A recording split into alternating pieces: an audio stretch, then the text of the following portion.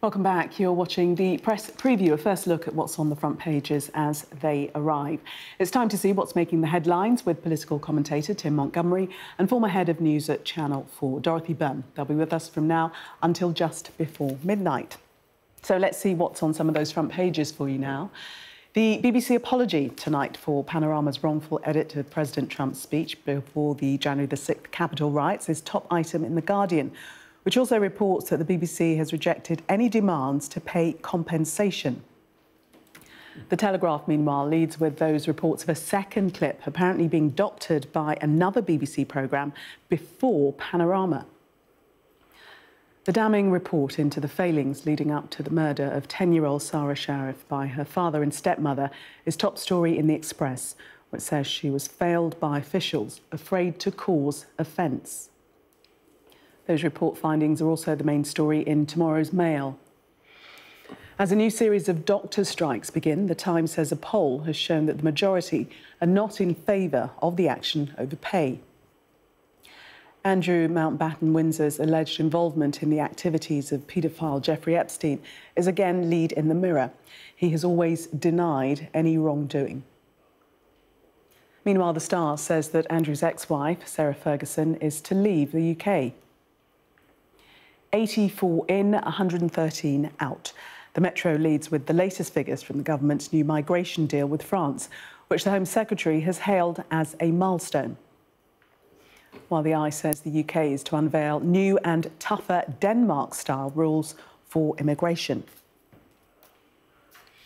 And we are joined tonight by Tim Montgomerie and Dorothy Byrne. Welcome to both of you. Let's start with the front page of The Guardian and our lead story, which rumbles on. It's the continuation. We have the apology from the BBC this evening, will be obviously front page of tomorrow's newspapers, to President Trump. Dorothy. Well, this is a bleak day for the BBC indeed, as all newspapers are saying tonight. The BBC has had to apologise for the mistake that it made. It is right, I should say, that it should apologise for having made this mistake. And I think most of us in broadcasting would say if they'd made it when the mistake was first discovered, they wouldn't have ended up in this position, because the actual mistake itself was not the most heinous mistake. As The Guardian points out, they have rejected Donald Trump's $1 billion claim. I think most legal commentators have said that the BBC has a good case, but also the BBC has to think that any payment to Donald Trump would come from us as licence fee payers and would not go down well to American television organisations, which were threatened by Trump, did pay him each many millions of pounds to make the embarrassment go away.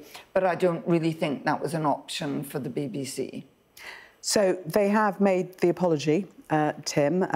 They've also lost their Director General and head of news, Deborah Turness.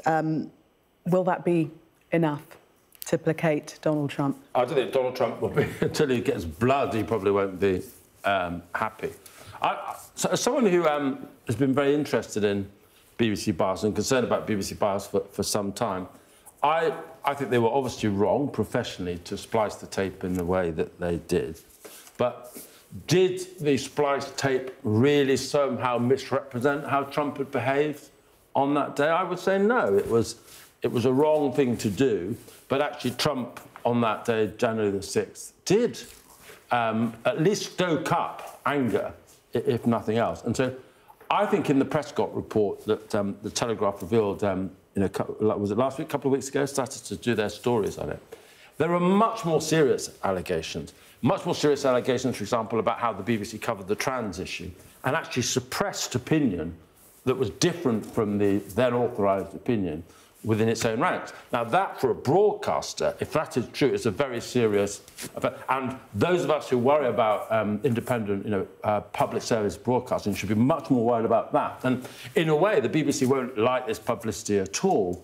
But actually, if they were in the dock for what I think they should be in the dock for, rather than the Trump episode, where I think they have made an error, but one which has got out of all proportion in how we've covered it.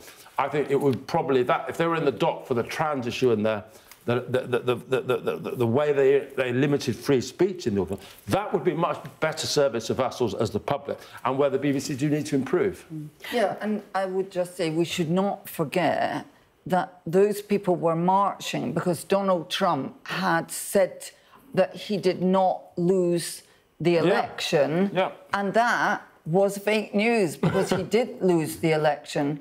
Regarding the trans issue, we don't know if the claim in that report is true. But if it is true that certain views about the trans issue were not permitted to be heard on the BBC, I absolutely agree with you. Yeah. That would be a serious issue, but I haven't read anywhere in any newspaper whether that is being looked into. So I literally do not know if that is true, well, and it should be, and newspapers should be asking that question. There was the case of Justin Webb, the Today programme presenter, who was told off by the BBC apparently for misgendering someone. Now, he didn't think he made a mistake, but there was that culture where people were afraid to say, so you're right, it needs to be investigated fully.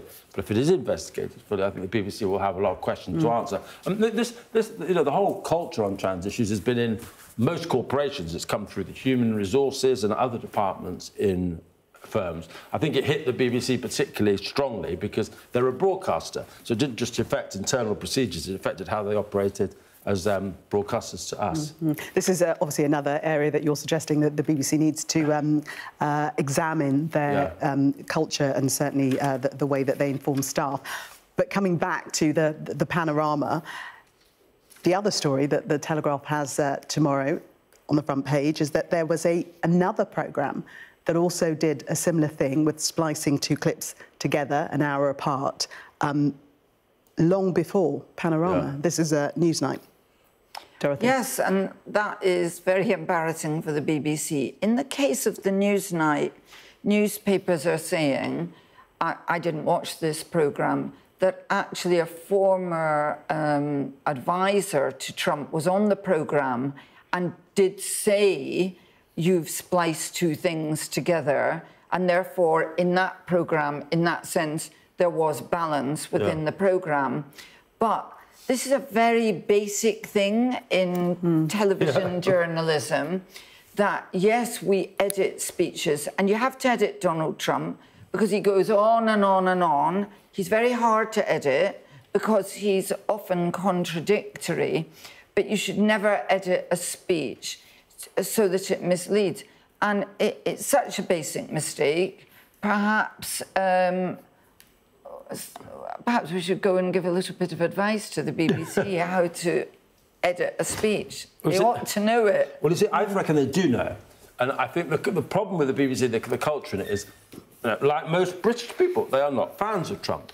And I think they clearly knew this. It's basic sort of journalistic practice. Why were they, therefore, willing to accept that this could be spliced? And I think it's partly because they thought almost he's such a bad person that anything is almost justifiable. And you need diversity in newsrooms. You need diversity of gender and ethnicity, because then you have a newsroom that understands the country that you report on. But you need political and other diversity. And if there have been people who were at least sort of sympathetic or understood why Trump argues what he is, maybe some people would have said, no, that's not right, we shouldn't do that. But I think there was a general willingness inside. Or were they thinking that overall, the overall speech, that is what he was saying, and it wasn't They may have been saying that, but if there'd been someone who had a slightly different opinion from perhaps groupthink, they might have said, oh, that's a bit unfair, we shouldn't do that. But I should just say that all the evidence in newspapers and from the BBC is that one producer did it, and there are several bosses who watched the programme before it went out failed to realise that he had made an edit. So there isn't a they, there's a he, and we don't know what his motivation was. What I am surprised about is that the several BBC executives, too many cooks situation to me, did not say, has a senior person checked that this clip is a fair representation of the speech? And if they'd done that, it would have been revealed that there'd been an edit. So I don't think we should assume a conspiracy. And also the person that made the edit, they would not have made that edit of their own volition. That's not a decision that one person takes. Yes, that's what we're told. That, honestly, that is what we are told, that this person editing the programme, and we need to know more about what happened, did not tell any of the bosses that they had made the edit. You wouldn't do that, Gillian. I'd be sceptical about whether it was just one person. Yeah. They are adamant about that. The truth will out. The truth will out. Oh, that doesn't always, but... Shall we just fit in the Metro headline, 84 in, 113 out? So we're not talking about cricket, are we? We're talking about asylum seeker swaps. The Home Secretary says there's a milestone despite 8,000 illegal arrivals since this new scheme began, Tim. Actually, recently when I was leaving Sky Papers, it was the day when I think the first asylum seeker had been, or failed asylum, but returned from Britain. And I remember being announced that one had left. And the taxi driver, who was actually a migrant from Egypt, just laughed. He laughed at that news. And he said, "Your country's a joke." And this is... Shabana Mahmood is quite an impressive Home Secretary, I think, actually. And I think she's got a big future in politics. But the celebration of this, when you have this many people coming in, often in much larger, every single day, this is chicken feed, really chicken feed. And when I think the average person sees this, they just believe that the government isn't serious about one of the biggest challenges facing our country. And, we've had the 2 examples now of people coming into Britain, being returned to France, and then coming over again. And it's, I always think about that taxi driver because he just laughed from his belly. And I think that's generally how people see this policy. People are very worried about the fact that our borders are not properly policed, and this isn't helping. OK, Tim and Dorothy, we can leave it there to take a break. Thank you very much for the moment. Coming up, how carers' fears of being seen as racist let down Sarah Sharif. That's on the front of the Daily Mail. Do stay with us.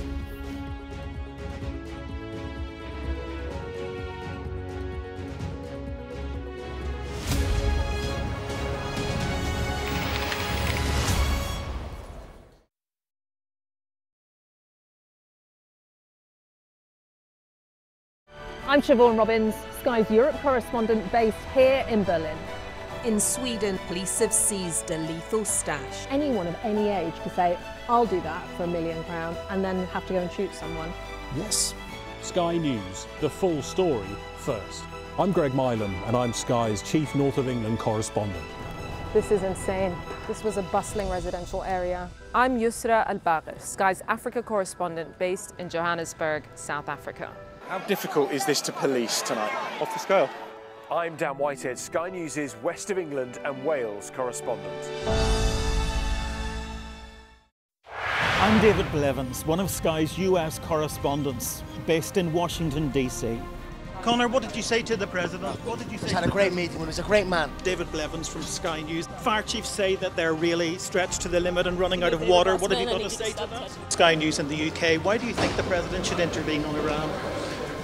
I think Iran acquiring a nuclear weapon is an acute threat to the national security of the United States. Free wherever you get your news. People that pod together, they have a little hive brain going on. They've not had a good week. I've had a good week. There's a teaser there, a teaser. Oof. OK, nothing to see here. Drama over. Full stop. Anyway, we'll get to that. She will be mortified. She's the first female Chancellor.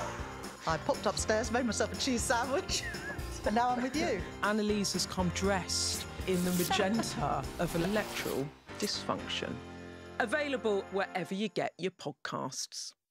Liberation Day. By popular demand, Wow. here we are. Donald Trump. It is quite the story. Wherever it goes, on Trump 100, we go with it. Can you tell us who you're looking for? Unbelievable we've come to this. Are you overstating the reach and significance of this deal? Not like you said it. From the UK. Why don't you go back to your country where you have a major migrant problem? It was 10 feet from him, and all of a sudden the shot's rang out. People impacted. I'll tell you on another day on the podcast what that was all about. Join us wherever you get your podcast.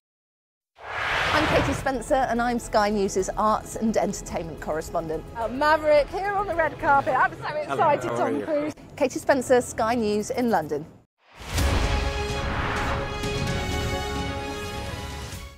I'm Stephen Murphy and I'm Sky's Ireland correspondent based here in Dublin. The waters of Ireland and Britain should be home to great white sharks. If there are great white sharks in this area, there's no reason they wouldn't come here to feed. It's basically a buffet on a beach. This could be not only a record-breaking storm, but potentially the most dangerous storm ever to hit Ireland. What might happen if Russia attacked the UK?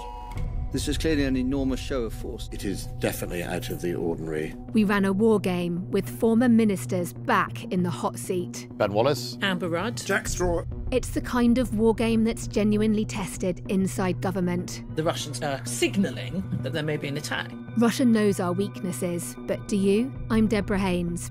From Sky News and Tortoise, this is The War Game. Listen wherever you get your podcasts. Welcome back. You are watching the press preview. Still with me, political commentator Tim Montgomerie and former head of news at Channel 4, Dorothy Byrne. Welcome back to both of you. Let us have a look at the front page. UK to unveil stricter new Denmark-style laws for migrants. And the photo of Shabana Mahmood there, Home Secretary, to announce tougher rules inspired by a Danish system. Dorothy, take us into this. Well, I mean, this relates completely to the story that we were just looking at in the Metro, that in the period in which the government is so pleased that 113 people left under its system, 8,000 migrants arrived.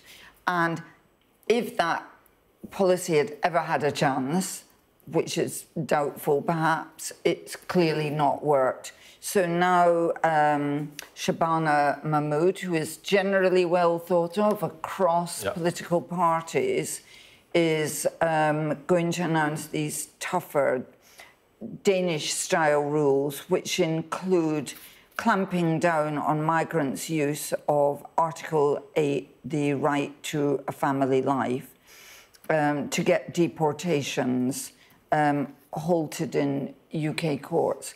So this overwhelmingly is what British people are demanding, and Labour, according to this, is finally facing what it is that the British public are demanding it does, because I think that from this we can see that if Labour doesn't do something, it has no chance of winning the next election. And this coming in as soon as Monday, we read. Home Office claims and Monday's whatever changes. one thinks of it, this is what British people appear to be demanding. And there are lots of attacks on the party. I support reform from Labour, constantly attacking them. The best way of defeating reform is to do things like this. If Shabana Mahmood succeeds in having a system which the British people have confidence in, the support for my party will slide away, because it is. Are you advocating ways to defeat reform? Not deliberately. A bit round and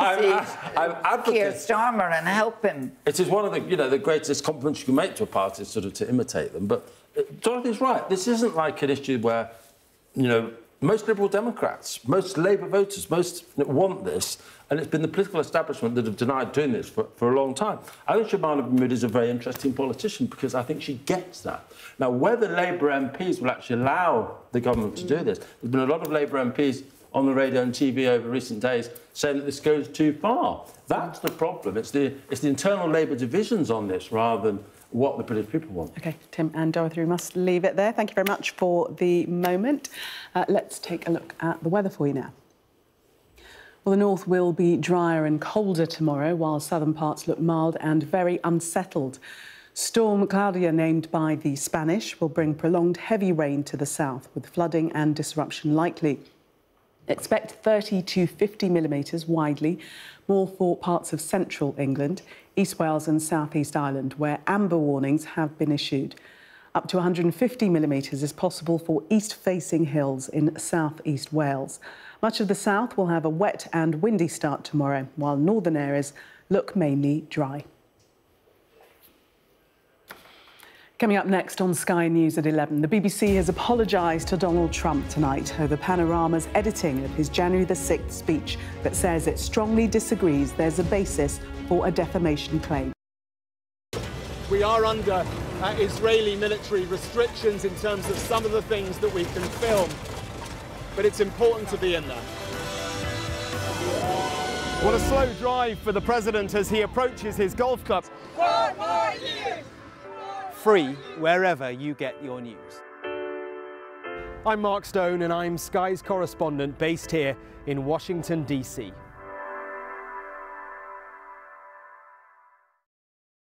There's always more to the news than a headline. We want to discover, to delve a little deeper, to find out what's really going on. Explanation, analysis, the people at the heart of every story. I'm Neil Patterson, and this is the Sky News Daily Podcast. So, by the end, we'll hopefully all understand what's going on in the world just that little better. Available wherever you get your podcasts.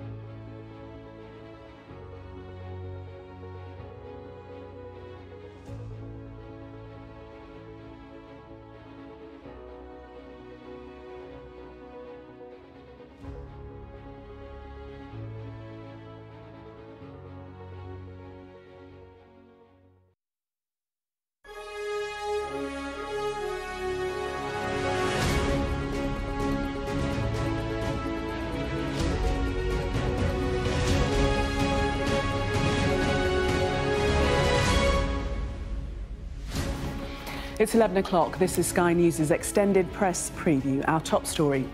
An error of judgment. The BBC apologises to Donald Trump over the editing of his January the 6th speech. It's the mistake which forced the departure of the BBC's Director General and Head of News. The corporation, though, says it disagrees the President has a case for defamation. Also tonight, the system failed her. The damning report into the murder of Sarah Sharif by her father and stepmother, a lethal combination left to kill. Sir Keir Starmer says hostile briefings against ministers didn't come from his Downing Street team. As we're told, his chief of staff won't quit.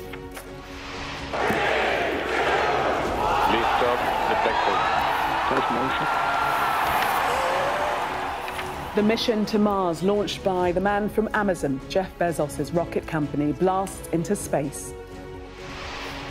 Over the next hour, we'll be discussing today's news with our reviewers, Tim Montgomerie and Dorothy Byrne. And later, we'll have a full run-through of tomorrow's front pages.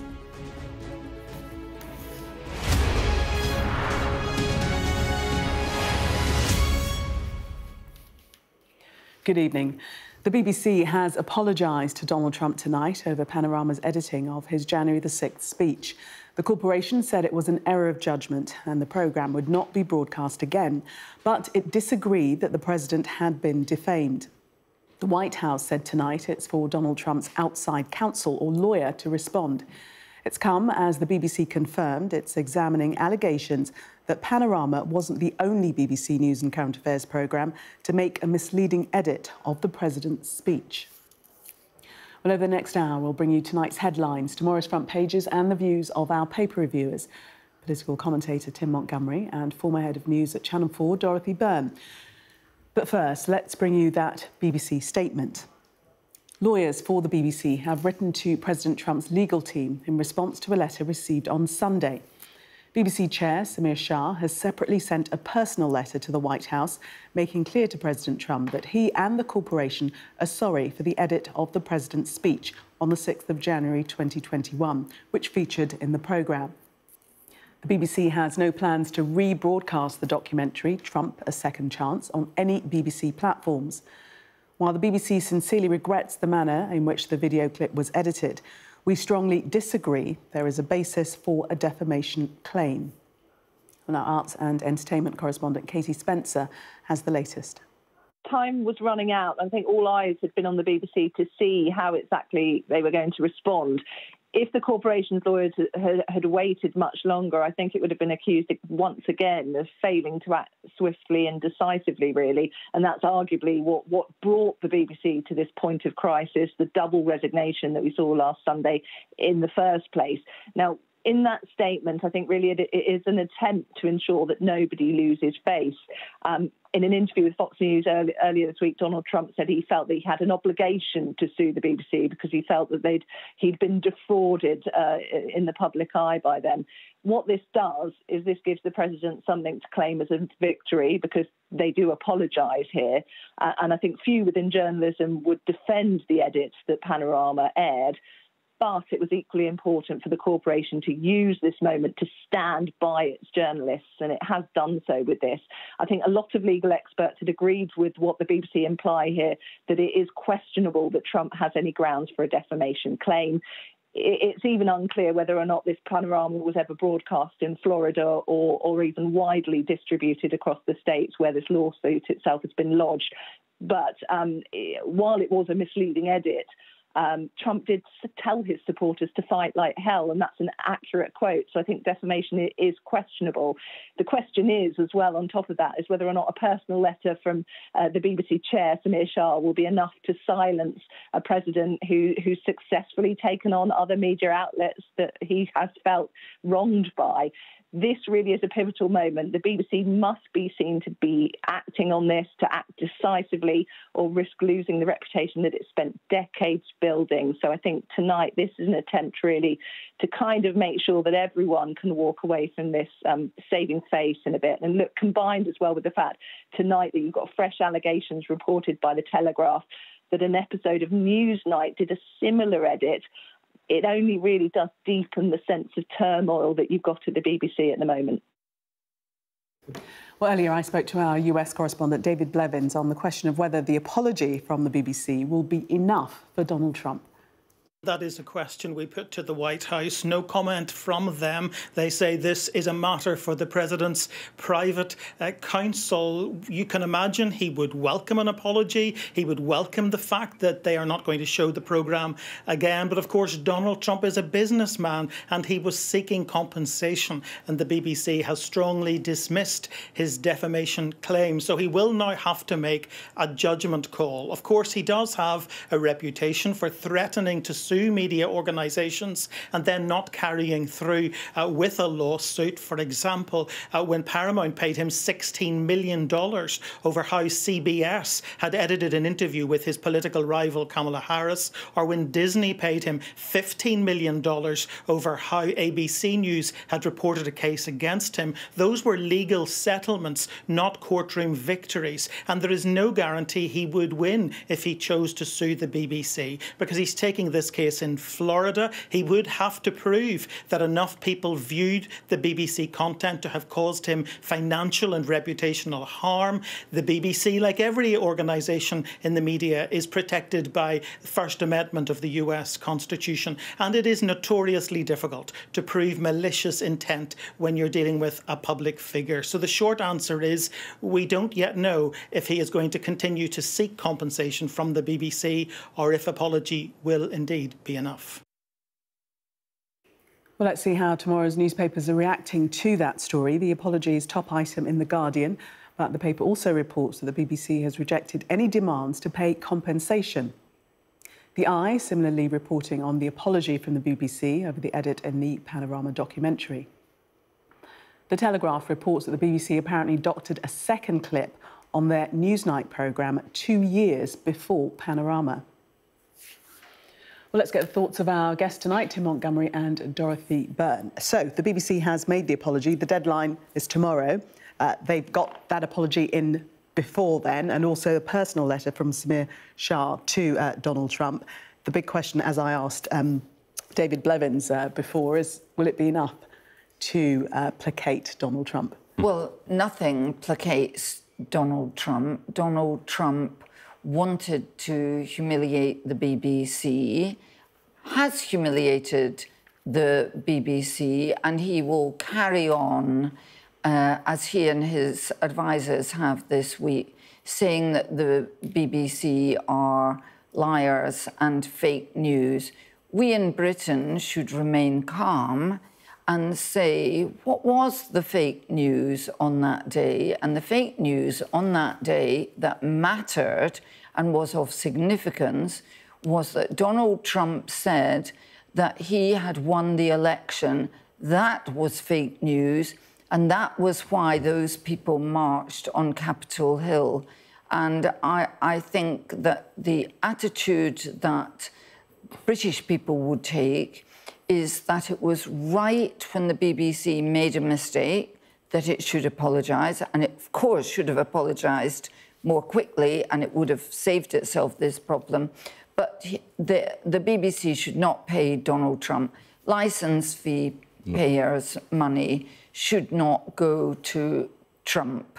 We should not pay him off as those two US organisations paid him off to just get him out of their hair. Well, what he's claiming is defamation, and all the legal advice to the BBC thus far is that he's not in a position to claim that. I agree with every word Dorothy's just said, by the way. It's just a ridiculous situation we're in, and I think we're giving this whole story much too much attention. The BBC do need to improve their editorial practices, and I don't fully understand why they did what they did, but Donald Trump has no basis for making this claim. You know, he did behave disgracefully that day, and the world media largely got that story right. The BBC largely got that story right. They made this one error, but he doesn't do forgiveness, does he, Donald Trump? And you know, he's asking for $1 billion. Is it $1 billion or £1 billion? $1 billion. Just $1 billion. Just $1 billion. It's a modest claim. But as you've just reported, you know, he's only won at a much more possible legal fights, $15 million and $60 million. So he does exaggerate sometimes, and I think this $1 billion claim is just one example of that. But in terms of the reputation and the standing of the BBC internationally, Has that been damaged by this, attack and ask of an apology from Donald Trump? Of course it has been damaged, but we must also remember that the BBC is not just the most trusted source of news in the United Kingdom. It is the most admired news organisation in the world. In the course of my last job as head of news at Channel 4, I went all over the world and people would say to me in other countries, how could we have a public service broadcasting system like yours because it's so good? And we should remember that nearly all the BBC journalists I know certainly are outstanding journalists who are humiliated by what's happened. But we must stand by brave journalism. The only problem is, though, Tim, that it's happened not once, but twice. We read in the Telegraph, and actually prior to Panorama, and this is the Newsnight programme. Very embarrassing for that then to be a lead story on the day of the deadline to apologise to Donald Trump. And now I'm going to disagree with Dorothy after agreeing with her previously, is that, look, the BBC is a very special organisation, but I think it's too many of its journalists now come from a certain narrow section of society, and they have a narrow set of beliefs on a whole range of issues. And I don't think people of more religious backgrounds, people perhaps who've state educated rather than sort of privately educated, who are at the wrong end of some social changes, who haven't been affected well by globalisation or immigration, who believe that climate change is happening but don't believe we turn over the economy to address it. Those people at the moment, and I will include myself in all of that, don't feel the BBC understands our points of view. And we often watch the BBC and don't think it takes every opinion on an issue seriously. It has its own view and treats minority views sometimes with disdain. So, yes, it is a special broadcaster and it is rightly trusted, but whether they are fully representing the complexity of certain issues like climate change, I don't think they are, and that's why they are beginning to lose support. And at a time when technology means we can go to so many different news providers, when the licence fee is 1 million people, I think, have walked away from paying the licence fee in the last 2 years, the BBC has financial and technological changes. They do not need to add on top of that a reputation for not always being impartial. So it is an embattled broadcaster at the moment, and it needs to get its own house in order on partiality issues if it's to survive all the technological challenges that it faces. But Dorothy, do you believe, and I'll ask you the same question as well, do you believe that there is a culture of impartiality at the BBC, that they actually, the other way around, I meant to say that there is a culture of them being partisan and openly displaying that? I think many people may not realise that the regulator requires all broadcasters, the BBC, Channel 4, ITV, yourselves, equally to be fair, accurate and duly impartial. It's not a matter of whether the BBC fancies it, it is a requirement, and they breached that when they made this mistake, because the way in which the speech was edited was not accurate or fair. But I do think that the BBC does aim, fails occasionally, failed spectacularly here, to uphold the standards required by the regulator. I don't believe in the regulator. And I think people can see with their own eyes often at BBC or Channel 4 News, I'm afraid, and that on certain issues where they look at them, they just don't feel it fairly understands the complexity of issues. And you don't believe in the regulator? You don't believe they're doing their job, or you don't believe they should exist? I think the regulator has a lot of the same problems as newsrooms. Journalists are generally left-leaning. And I was at the Times, a newspaper that it's fairly middle of the road, but it probably leans to the right. Most of the journalists there, the editor I was under, John Witherow, he'd say they're not with it. You have to have a certain number of people at the top of the departments in newspapers in the Times to keep it on the line that the Times wants. And I think you see that in regulators, people involved in the media industry. They have a certain disposition. I'm not criticising that. That's their views. But even when they think they're being impartial, you can't but be affected by your natural inclination. And a lot of people in Britain who aren't of that inclination don't feel that they're getting news that is fair and impartial. Tim and Dorothy, we're going to move on to some breaking news tonight, actually. It is being reported that Keir Starmer and Rachel Reeves have dropped budget plans to increase income tax. For weeks, Rachel Reeves has been dropping big hints that income tax would have to rise to fill a fiscal black hole. Now, the Financial Times is reporting that she's ripping up those plans. Let's bring in our chief political correspondent, John Craig, on this. John, is it true? Well, sources have told Sky News that Rachel Reeves and indeed the Prime Minister, who let's not forget is the First Lord of the Treasury, have wobbled, their word, wobbled, on being the first government in 50 years to raise the basic rate of income tax and are looking at trying to find the money from higher bands. There is a worry it might not be enough. The budget measures, we are told, have not been locked down. Now, here it is, the manifesto, very clear. Labour will not increase taxes on working people, which is why we will not increase national insurance, the basic, higher or additional rates of income tax or VAT. Now, in recent weeks, there has been very strong speculation that the Chancellor was indeed going to ditch her manifesto pledge in the budget on the 26th of November. That has provoked a furious backlash from Labour MPs who are horrified at the prospect of ditching that manifesto promise. And so all the signs are that there is going to be a U-turn, although I stress the budget measures are not locked down. Now, the Financial Times is reporting that the Chancellor is looking at alternative ways to raise this revenue, and that the FT says that the Chancellor and PM have ripped up these earlier proposals because they'd anger voters and further antagonise mutinous Labour MPs. Now, according to the FT, the change in approach was taken this week and communicated to the Office of Budget Responsibility on Wednesday in a submission of major measures. Now, 2 weeks ago, it was the 29th of October, the Prime Minister was quizzed repeatedly by Kemi Badenoch at PMQs about that pledge in the manifesto. Are you going to stick to it? And he completely dodged the question.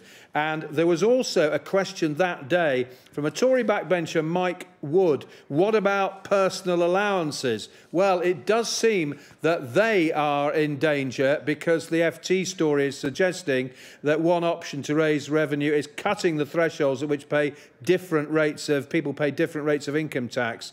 And it's claimed by the FT that the Chancellor was seen in Downing Street with a word written to describe a meeting, thresholds. Prolonging that freeze for 2 years, that would raise £8 to £10 billion, according to the FT. But it does seem as though the Chancellor and Prime Minister have buckled in the face of backbench anger at the prospect of breaking that manifesto pledge. Now, the Prime Minister did give a very strong hint earlier this week that they're going to lift the two-child benefit cap.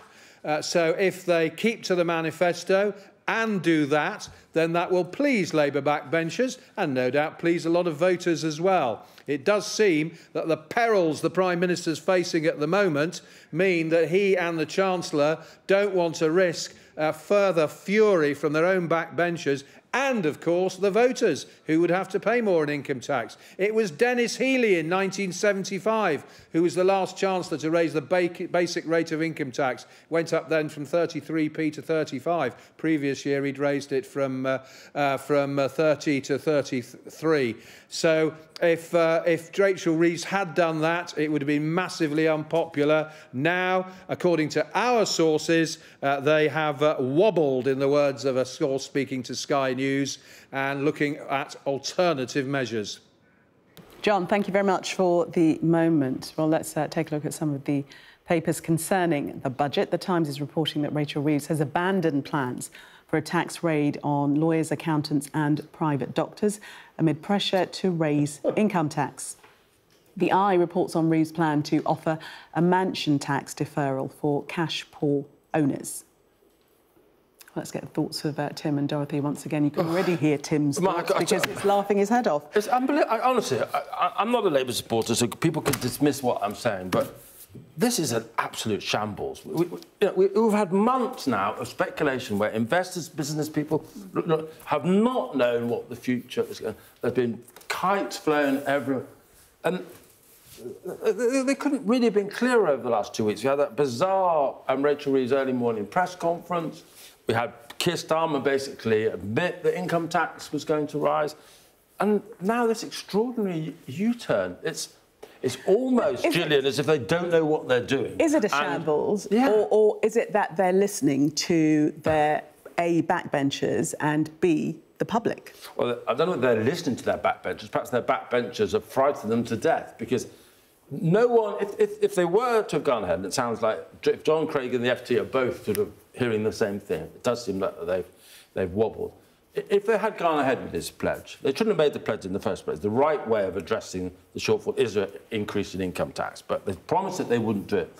And if they were to retreat on that pledge, no one would believe a word they would ever say again. Keir Starmer could promise modest things that people would remember, the breaking of the income tax pledge. So if the backbenchers have taught them political common sense, that is wise. But whether it's making the pledge in the first place, whether it's letting this speculation to run, the political amateur nature of this, I'm generally shocked by. Are they entitled to change their mind, Dorothy, based on all evidence presented? This is a major scoop for the FT, which is generally accurate in stories like this. And what it means, as the FT says here, is that they now have a fiscal hole to fill estimated at £30 billion. I think many people will find it extraordinary, and I can imagine that the other papers will be catching up on this, that they should have flagged so clearly, we're going to do this, and then not done it. And of course, they were going to cut benefits, and then they didn't do it. So I don't think it will just be people like Tim who will be interpreting this story in the FT as showing that this is a government at sixes and sevens.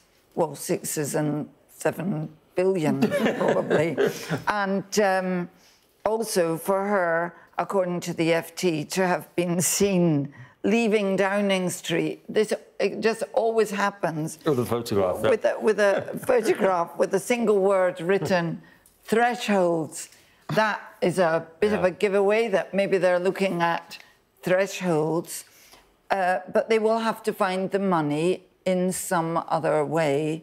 And the FT lays out that they will have to cut personal tax thresholds to raise this money, because we've got to get the money from somewhere, especially if we're not going to reduce the benefits. And we know who hurts most when threshold policies, it's the poor that pay the higher percentage. So they're getting, the advantage of an income tax increase, although I wouldn't support it because it's a break of a pledge, is that it's fairly evenly spread across the population. Everyone pays a percentage of their...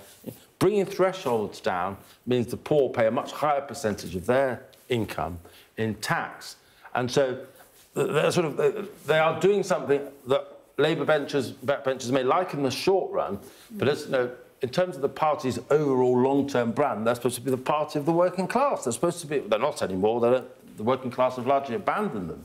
But this goes against the spirit of what Labour should stand for. Mm.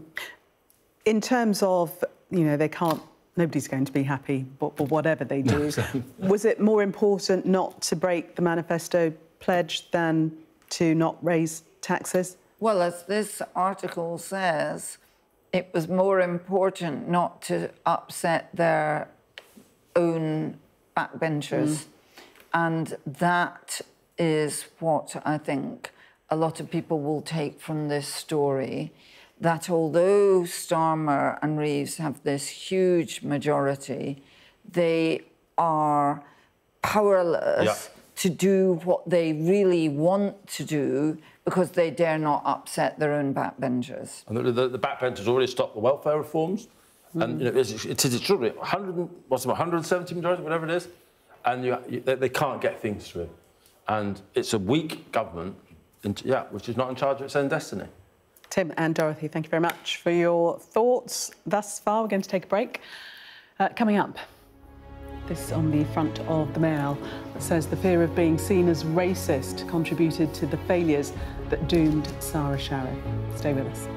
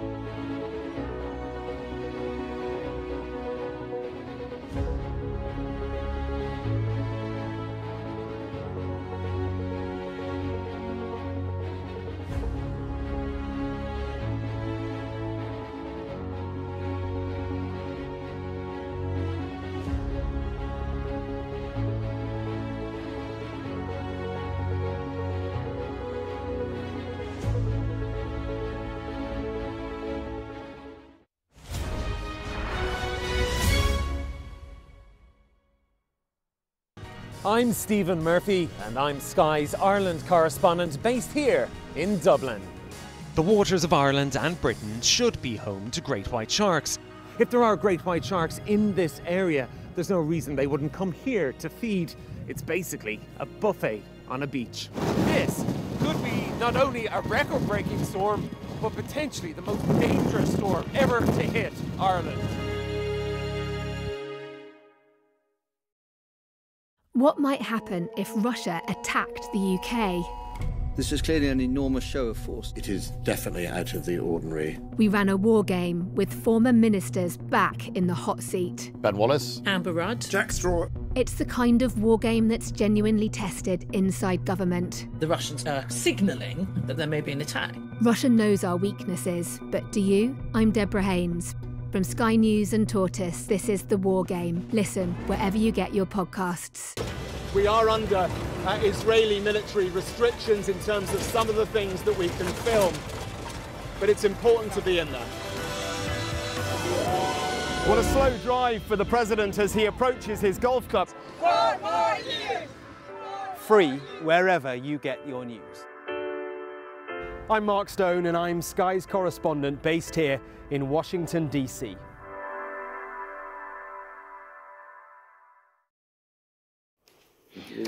Welcome back. We are still taking you through the press preview. Still with me, political commentator Tim Montgomerie and former head of news at Channel 4, Dorothy Byrne. We'll hear more from them in just a moment.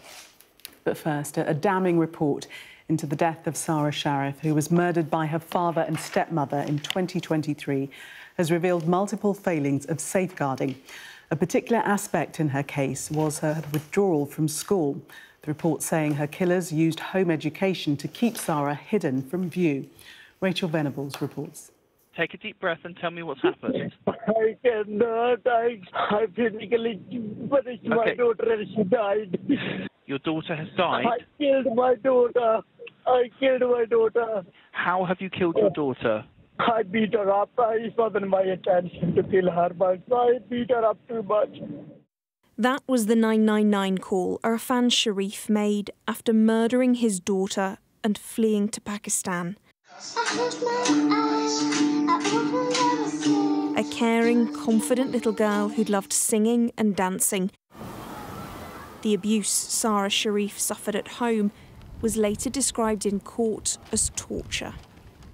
But social services had been involved in her case since her birth, so why wasn't more done to protect her? A new independent safeguarding report has called Sarah's father and stepmother a lethal combination who should never have been trusted with her care. Yet it's clear throughout her short life there were warnings that she was at risk at home. This report says the system failed to keep Sarah safe. Amongst the key points and findings were the fact the authorities knew Irfan was a serial perpetrator of domestic abuse, but that information was overlooked, not acted on, and underestimated by almost all professionals. When the school told social services months before her death about bruising on Sarah's face, safeguarding processes weren't followed. Sarah was then taken out of school, but the report found her father and stepmother had used home education to keep Sarah hidden from view. The report's very clear that the people that are responsible for the trauma that Sarah suffered and ultimately her murder are in prison where they should be. The report's also clear that there were actions that could and should have been taken by this organisation, and they weren't, and for that I profoundly apologise. While in a statement, Surrey's Safeguarding Children Partnership said all agencies represented by the partnership take the findings of this report extremely seriously and will work urgently together to agree a joint action plan that puts in place the local learnings from the review. Throughout her short life, the authorities clearly missed multiple opportunities to share information, join the dots and ultimately protect Sarah from abuse. I think there was a lack of professional curiosity. I think there were failings right the way through. The home education team went to check on her at home, got the wrong address and didn't go back. And the next day she was dead. And I think there needs to be accountability. This cannot happen again.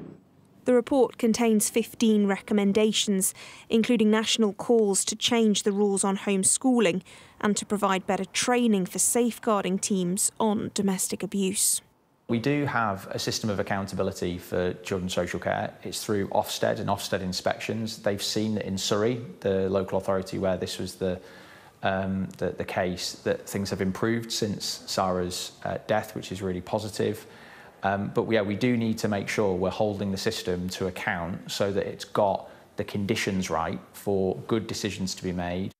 It's clear now that little Sarah was badly failed, not just by her family, but by the state, the very institutions whose job it is to protect vulnerable children like her.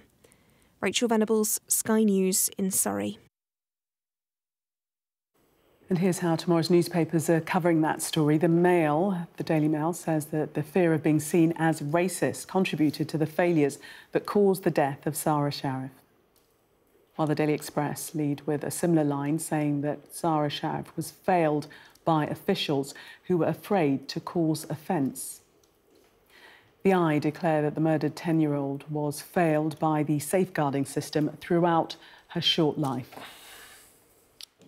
Well, back to Tim and Dorothy now for their thoughts on this story. I mean, the thing that strikes me with this story is we have been exactly here before. Yeah. You know, everybody remembers Victoria Colombier, Baby P.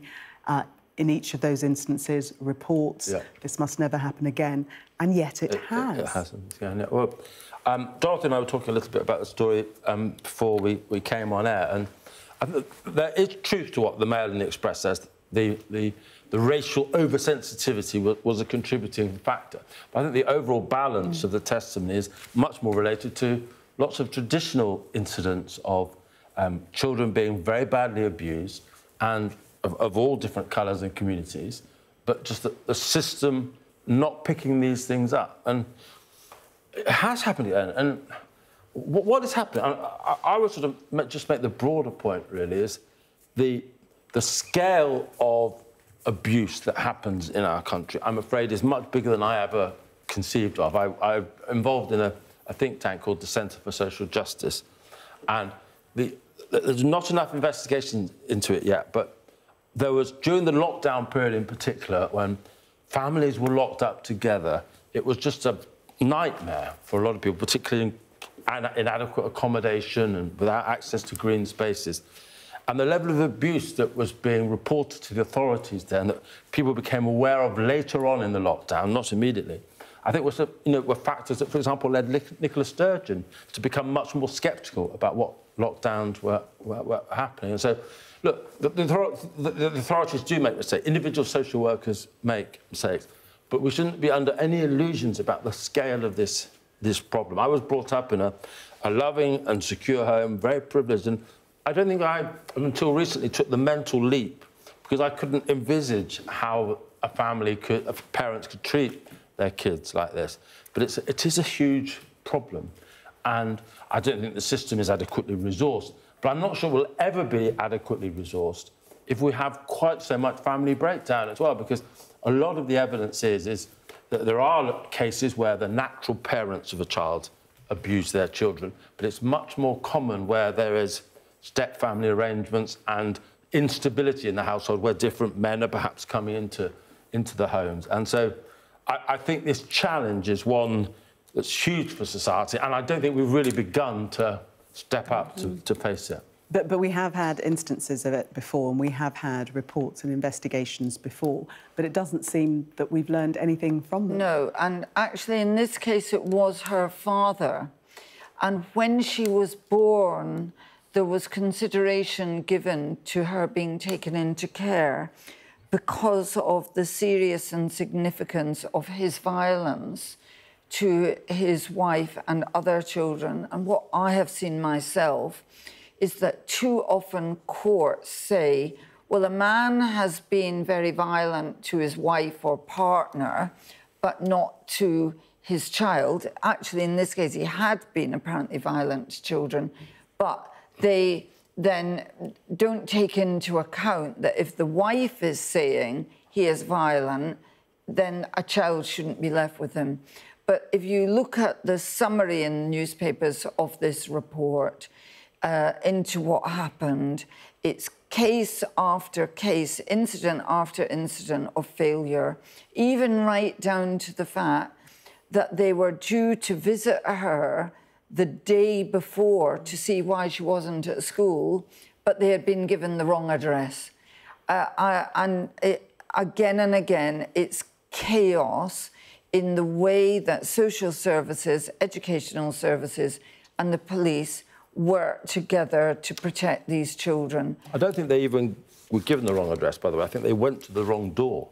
That's what I read. So they had the right address, they went to the wrong door. Yeah, it's just extraordinary. Well, they ended up at the wrong place, address. but the fact they couldn't even interpret the information correctly somehow was just... No. Tim and Dorothy, we are going to leave it there and take a break on such a depressing and very sad note. Thank you very much for the moment. You are watching the press preview. Coming up, we'll have a full run-through of tomorrow's front pages and discuss more of the day's news. Do stay with us if you can.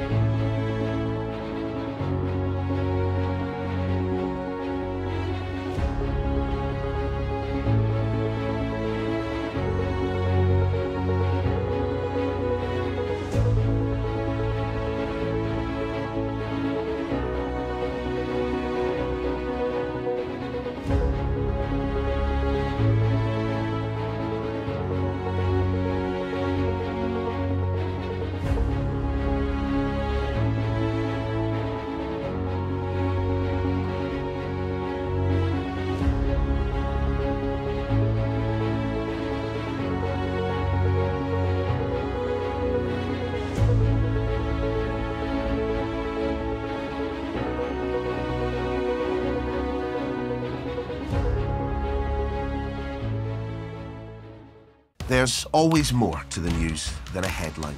We want to discover, to delve a little deeper, to find out what's really going on. Explanation, analysis, the people at the heart of every story. I'm Neil Patterson, and this is the Sky News Daily Podcast. So, by the end, we'll hopefully all understand what's going on in the world just that little better. Available wherever you get your podcasts.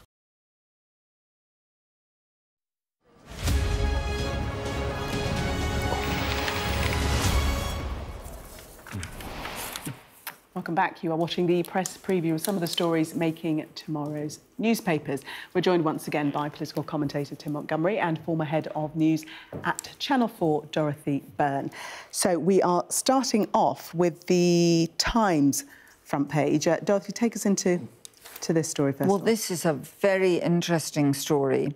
They have got a Savanta survey which shows that only 33% of BMA junior doctors, now called resident doctors, actually want to go on strike, and 19% are unsure.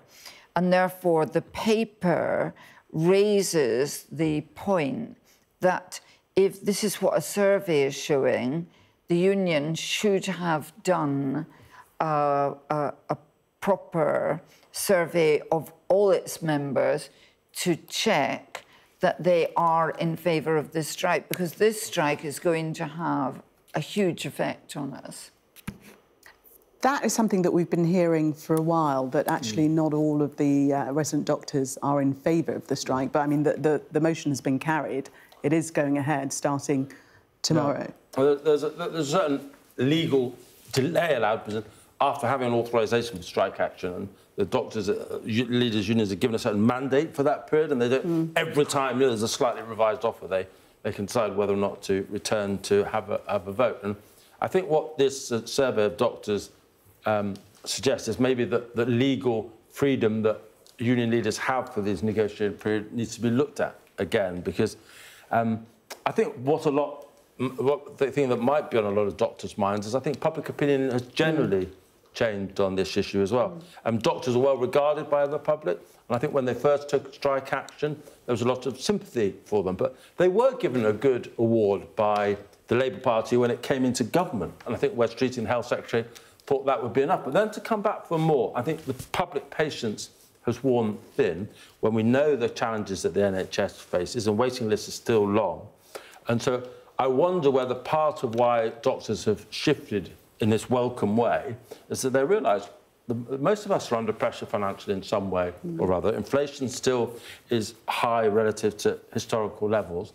And for doctors to be asking for more, when a lot of people in the private sector are actually having their pay cut because of the challenges economically, that are we all in this together? People are asking. And I think people worry that doctors don't understand that. Yeah, public opinion definitely changing after they did get that initial pay rise right at the start of the Labour administration. But The Guardian suggesting that consultants may join them. Dorothy? Yes, and again, we don't see enough of this story here to know the extent to which that is likely. But a number of consultants have said, well, they see that the BMA taking action, the resident doctors, is working, so they want to act too, and this would be very, very significant for the NHS and for what Wes Streeting, who apparently doesn't want to be Prime Minister, of course, we believe of course not, is trying to achieve.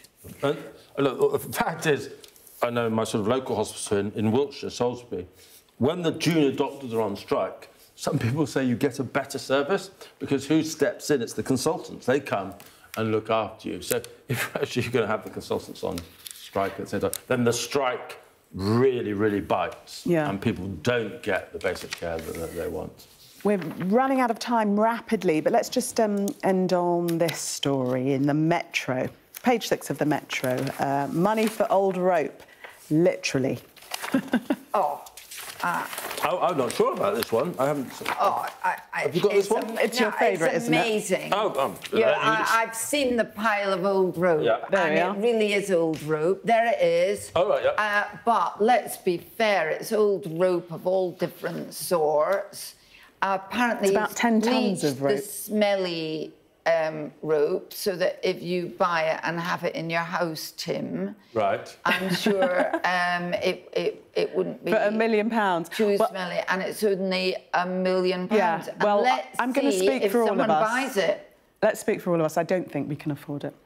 But yes, that is literally old rope. We're Rope. in the wrong business, aren't we? Why don't we start collecting gloves or something? Tim and Dorothy, thank you so much for taking us through the papers. Good to see you both. Coming up next in the sport, England maintain the perfect record in qualifying games for the 2026 World Cup.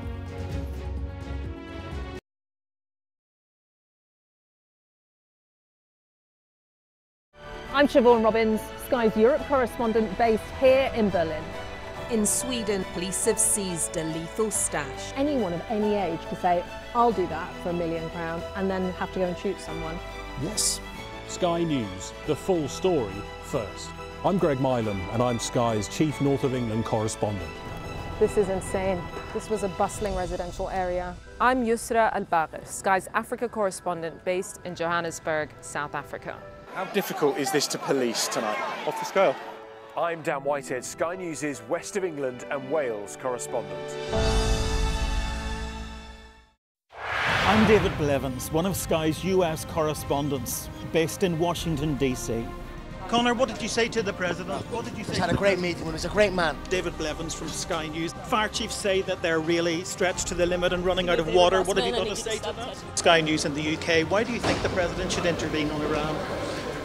I think Iran acquiring a nuclear weapon is an acute threat to the national security of the United States. Free wherever you get your news. We put a pod together, they have a little hive brain going on. They've not had a good week. I've had a good week. There's a teaser there, a teaser. Oof. OK, nothing to see here. Drama over. Full stop. Anyway, we'll get to that. She will be mortified. She's the first female chancellor. I popped upstairs, made myself a cheese sandwich, and now I'm with you. Annalise has come dressed in the magenta of electoral dysfunction. Available wherever you get your podcasts. Liberation Day. By popular demand, Wow. here we are. Donald Trump. It is quite the story. Wherever it goes, on Trump 100, we go with it. Can you tell us who you're looking for? Unbelievable we've come to this. Are you overstating the reach and significance of this deal? Not like you said it. From the UK? Why don't you go back to your country where you have a major migrant problem? It was 10 feet from him, and all of a sudden the shot's rang out. People impacted. I'll tell you on another day on the podcast what that was all about. Join us wherever you get your podcast.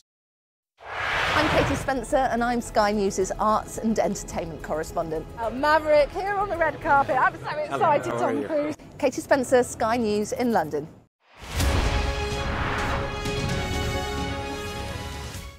I'm Stephen Murphy and I'm Sky's Ireland correspondent based here in Dublin.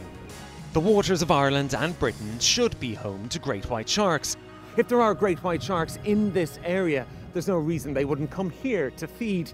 It's basically a buffet on a beach. This could be not only a record-breaking storm, but potentially the most dangerous storm ever to hit Ireland. What might happen if Russia attacked the UK?